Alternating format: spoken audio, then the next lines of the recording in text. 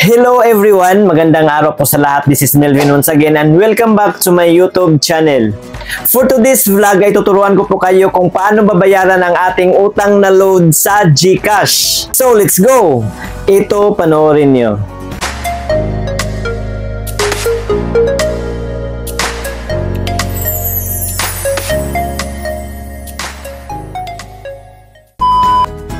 So ayan po guys, una po sa lahat, bago po tayo makapag-utang ng load dito sa GCash, kailangang activated na po ang ating borrow load or eligible na po tayong makapag-utang dito. Sa mga hindi pa po eligible, keep on using GCash lang po para ma-unlock na ang inyong borrow load. Kusa lang po yung mag-unlock kapag eligible na po tayo. So patuloy na po tayo guys. Ang una po natin gawin, dito sa GCash dashboard, i-click natin itong borrow and then click po natin itong borrow load.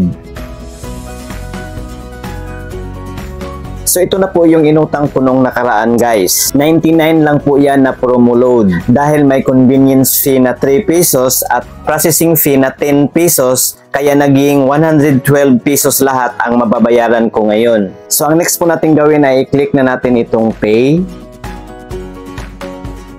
At kapag gusto po natin mag-partial payment guys ay pwede po.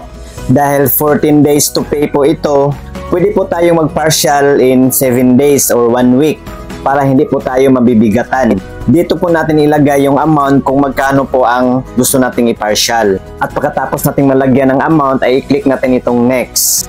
At kapag gusto naman natin itong i-full payment, ay i-click lang natin itong pay amount due. And then, click po natin itong next. And then, click natin itong pay PHP 112.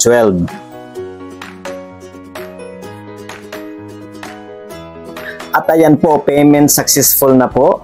At huwag kalimutang i-save ang receipt na ito guys. I-click na natin itong download. At kapag mag-pop up na ito, receipt save, ay nakasave na po yan sa ating phone gallery. Or pwede rin natin itong i-screenshot.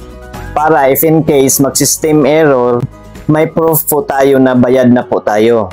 At paalala lang po, kailangang mababayaran natin ito hindi lalagpas sa 14 days. 2 weeks po yan para hindi po tayo magka-penalty at patuloy po tayong makakautang. Dahil kapag madalas na po tayong hindi nakakabayad on or before due date, ay maaaring i-disable ng GCash ang ating borrow load at hindi na po tayo makakautang ulit.